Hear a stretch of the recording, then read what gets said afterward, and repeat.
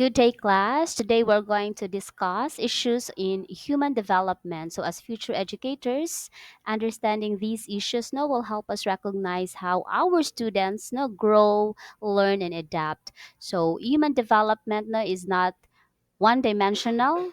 It is shaped by many forces, no, such as heredity, environment, and experiences. So, the active participation of learners themselves um, play a crucial role, no, in their learning process. So, each of the issue we will discuss now today, which has direct implications now for how we teach and support our students inside the classroom.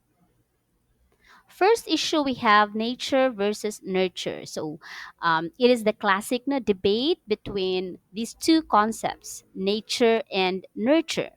When we say nature, it refers to the biological or genetic factors that influence a person's traits.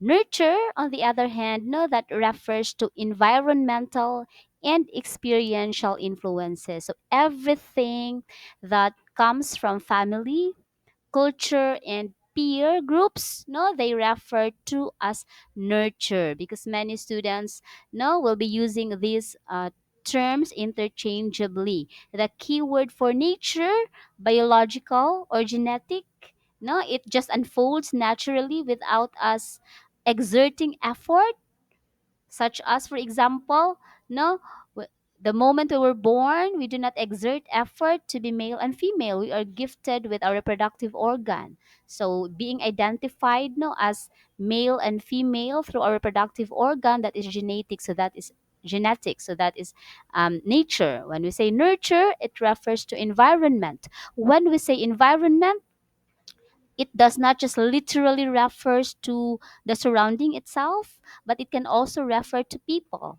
These are our family members, no, the family that um, we are being reared, the environment, no, the community that we were exposed to when we grow up, the school or any institution that has influence no of our development as a person, and of course with our experiences. So that refers to as the nurture.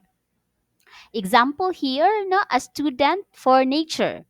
A student may have inherited a musical talent from their mother. So a mother who is a good singer, no, has the tendency, though not all 100%, but has a tendency to have no this talent be inherited by her child. So this genetic predisposition makes learning songs easier for the child because the genetic itself already has that predisposition or inclination for um, being good in music. While when we say nurture, example of which, no, a student may not show natural math ability at first. So the student may be struggling or weak in numbers, but through consistent practice, no, tutoring and encouragement, a student no will develop strong mathematical skills. So it does not mean, class, that you do not have the talent naturally. You are not gifted with such talent. You are forever weak in that area because there is what we call nurture. We can always improve ourselves, enhance ourselves, or compensate what we are weak at, what we lack through practice, through training, through education. It is where nurture comes in. So therefore, as teachers, no, we must acknowledge that while students inherit certain abilities, no, these talents can only flourish with the right support, environment, and opportunities. So we must not limit our students on the things that they are capable of just because they are not gifted with such talent. It is where our role as teachers, no, we can provide support and learning opportunities for them to enhance and improve. So that is what we refer to nature versus nurture. Then we have the second issue on human development, continuous versus discontinuous development. So, development can be viewed no, in two ways. When we say continuous, that refers to incremental. When we say incremental, no, uh, by the word itself, increment, meaning it's increasing, it's progressing. The opposite of incremental is um, decremental. So when we say discontinuous, that refers to stage like, meaning no, there are stages. By the way, no, the opposite of incremental is detrimental. No, the opposite of which is not progressing. No, it is whether um not stagnated, it is stagnated, I mean, or no, the progress is on the opposite ends. Rather than improving, no, you are decreasing your ability to perform such thing. Okay, so continuous, it is incremental. There is gradual in our vernacular, hinay hinay, gradual, no, skills will be improved gradually, hinay hinay, in a steady quantitative way. So when we say quantitative, it's measurable. When we say measurable, it is something that can be quantified, maihap, masukod. Okay, when we say discontinuous or stage like, it suggests that growth happens in stages, in which each stage na, has that qualitative difference from the previous one. Okay, meaning we will know that there is a discontinuous development because no, the difference of a person's capacity to perform something no, is has that qualitative nature of progress, no, comparing to the previous stage. So looking here for an example, for continuous development, a grade 7 student's no, handwriting improves gradually with daily practice. That's why if you notice when we were in elementary, specifically no, preschool and grade 1 level, most of our classroom exercises no, um, involved writing, tracing letters, numbers, or even no, writing our name. So at first no, a child or a student will be struggling even how to grip the pencil until the student is able to properly trace letters no, and write no, on that specific grade 1 paper, for example the red line and the blue line. So with continuous practice no, there is a gradual improvement of the skill. So in the example here, we are referring to handwriting skill. So the skill that is being um, demonstrated by the student is something quantitative, something that can be observed, no? Something that can be um, measured. So for the discontinuous stage like development example here, during adolescence, the students often display a sudden shift in reasoning from thinking concretely to thinking abstractly. So this shift is not gradual, but rather no, a leap. When we say a leap, no, there is that peak of there is that noticeable improvement in terms of cognitive stage. Okay, it cannot be measured by weight and height, but it is something observable in terms of progress qualitatively, in terms of the quality of reasoning. No? Rather than you are in elementary, you are a concrete thinker, meaning you reason based on what you see, what you observe. You cannot provide implications on a certain action because you can only interpret not based on what you see and what you observe. But as you progress to higher years, especially junior high school to senior high school, you are now capable to think abstractly. What's the implication of saying no? Okay, so there is now the capacity of the student not to have that shift thinking in terms of reasoning from concrete to abstract. So this shift is not gradual, no, but there is that significant improvement, no, qualitatively, specifically on the cognitive aspect. So therefore, as teachers, no, we should be ready to see both types of changes. No, the slow incremental growth and the sudden leaps in ability, because it is where we can appropriately design classroom activities, instructional materials for our students. Okay, so we have here another issue: continuity versus discontinuity. So it is closely related, no? Um, Related issue that when we say continuity, it emphasizes the same skills are refined and improved as children grow. When we say discontinuity, it highlights abrupt changes in abilities that require adaptation. So when we say abrupt, no, sudden, no, kalit.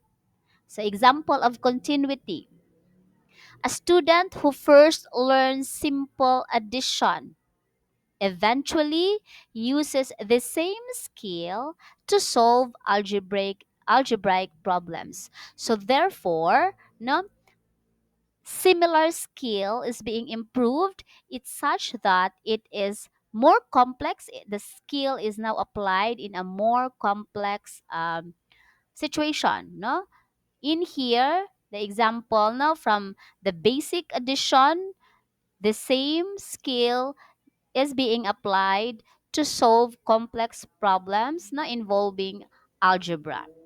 Then we have here discontinuity. No example: a grade 6 child may think literally, but upon reaching grade 8, for example, there is no the change from thinking concretely to coming up with a reasoning style that is more on the abstract level of thinking. So, therefore, as teachers, we must scaffold students. When we say scaffold students, we provide them with guidance and support until they are able to demonstrate no the skill independently. So therefore we must adjust our teaching strategies when sudden leaps occur.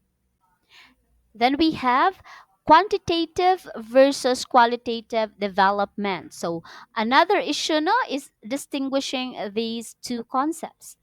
When we say quantitative changes, no, there is an increase in amount or measurable aspects, as I have emphasized earlier. Example, the height. There is an increase of height, it is something measurable. Or vocabulary, from being able to construct um, 50 words, a student's a student, I mean, is now capable of composing 100 words na essay, for example. So therefore, number of words in terms of their vocabulary improvement is something that can be quantified, or it could be number of facts learned. While we say qualitative changes, that refers to how a child think, communicates, or interact. It's more on the quality. So as presented here, example of quantitative: students vocabulary grows from 200 to 2000 words. No, it is something measurable. In qualitative, we have here a child who used to say, me want juice, later may learn to say, may I please have a glass of juice? So this reflects a change in language, no, structure, and social appropriateness. So therefore, as teachers, we must recognize that learning is not just about knowledge, but also about different ways of thinking and expressing. Then we have universal versus individual development. So human development now has universal aspects which are common. When we say universal, it is something that we experience now um, in common. While when we say individual aspects, that refers to something unique, not to a child. So when we say universal example, all adolescents no, experience puberty through the timing no, uh, all of us experience puberty, no? Adolescents experience puberty. Though, of course, no, the timing may vary. For example, no, a 16-year-old girl may experience no her first menstruation on that age, while others may have their first menstruation as early as 8 years old. So both experience no in that stage of puberty, it's such that no that timing varies. That's something common or universal, no? The experience in the puberty stage. Well, for individual, we have here, no? Student may excel in sports while other may excel in art. So it is something unique for a person. So therefore, as teachers, we should make sure that our instruction is balanced no there is a general strategies that would make sure that is fitting for universal patterns no with differentiated approaches no making sure that to some extent we tailored fit our instruction no to individual strengths. Next, we have stability versus plasticity. So, this issue addresses whether traits remain consistent. When we say consistent, that refers to stability, it is something stable, or it can change over time. When it changes over time, that refers to plasticity. So, example for stability, a grade 7 student who is shy may continue to be reserved even in later years. For example, being shy during grade 7 no, level, even if the student may already be in the early adulthood stage or may already be in the working stage no, after college, the trait of being reserved is has the tendency to be silent most of the time or not being comfortable to be initiating conversation to reaching out no other people, especially if these individuals no are not part of the um circle no circle, the significant circle of that person. So there is reservation, so it may persist, so that is stability, there is consistency. But when you say plasticity no, example, if that same student joins a debate club and gains confidence, no, the personality can change significantly. So that's why we can say this classmate of mine is being so silent and shy when we were in grade 7, but now that she is already in the no in for example no in senior high school or in the higher education level, she is now more expressive, more confident, and um, more performing comparing to when we were in junior high school. So that change of personality with the element of time that refers to plasticity. So, therefore, our role as teachers is to create opportunities that allow students no, to grow, to adapt, and also to reshape their behaviors rather than assuming they will be forever like that. No, they will remain fixed or stagnated. So that's why no, we have individual activities, by paired activities, small groups, so that students who are more reserved, quiet, and shy, they can practice socialization in the classroom. Then we have active versus passive development. So, in the active view, no, learners actively shape their growth and take initiative in their learning. No, that's Jean-Jacques Rousseau's view. While in the passive view, John Locke, no, learners depend largely on their environment and external influences. No, according to John Locke, we were born with an empty slate. In our vernacular, we do have an empty mind. That's according to um, was that John Locke, no? Empty mind, walay sulod. It becomes full the moment, no, we are being taught by the environment. That refers to the family members, how we are being trained and reared, how we're being nurtured. The more it becomes full when we go to school, we learn something now from our teachers, from our peers, until we grow up and mature.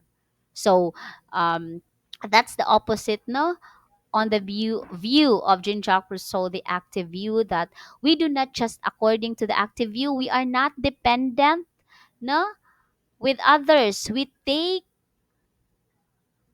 active participation on our learning. We initiate.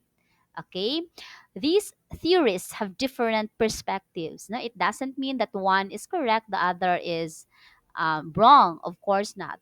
Um, as we learn these different theories, o- we are to look at, no, their perspective and how it can be applied in our time today, what's relevant, no, to what extent it is applicable, so that we can refine, no, the way we learned and the more we teach, no, to our students. So therefore, as teachers, we must encourage our students, no, to take active participation in their learning, while also providing supportive environment. So it doesn't mean that we um just we are just a firm believer of active development, that we do not, we just tell our students, okay, you learn it by yourself because you are an independent learner, you can do it, without us teachers providing support. That's why teachers, we must have the balance. We will not, of course, be in the extreme, no, side of a perspective. So we also don't spoon feed our students because they become too passive. We do not also expect them to be active, taking in control of everything, because they also need our guidance. So there must be a balance, no? Having taken into consideration these two views, no, the active and the passive development of our students on how they acquire learning. Then we have, of course, um, what would be the classroom applications of these issues.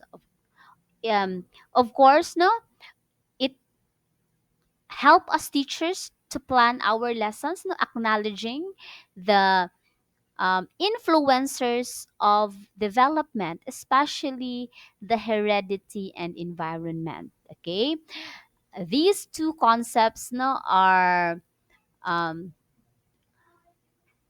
many debate already, no, arguments about these two concepts as to which of the two is of more influence to an individual's development. There is no research that would really make or had that conclusion that heredity um, has more influence rather than environment, or it could be the other way around, because no, human beings, we are complex.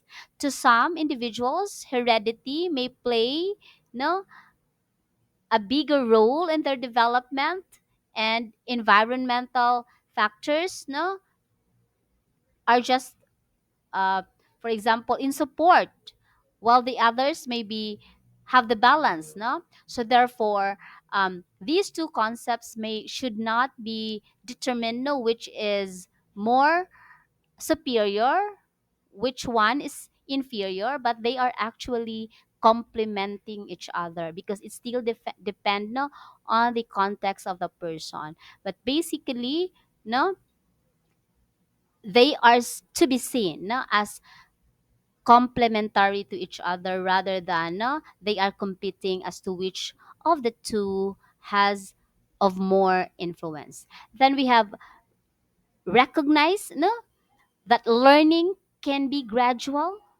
but also involve sudden leaps. So, not all of the time that learning is gradual by nature. There is also a sudden shift, especially, if it if it involves, no, a quality a quality in terms of progress, no, the speaking ability, the reasoning ability, or even the psychomotor coordination. So, third, it helps us design activities that would um, establish, no, both quantitative knowledge and qualitative shifts. So it's very important as well as teachers to differentiate our instruction, meaning the um, learning opportunities that we provide to our students, no, from time to time should vary in the purpose of accommodating different um, intelligences, no, so that students will be developed holistically. They will not just be limited to one aspect of intelligence. Then we have promoting plasticity, no, by encouraging resilience and adaptability. And also, we make sure that we empower our students to be active participants rather than just passive recipients of knowledge.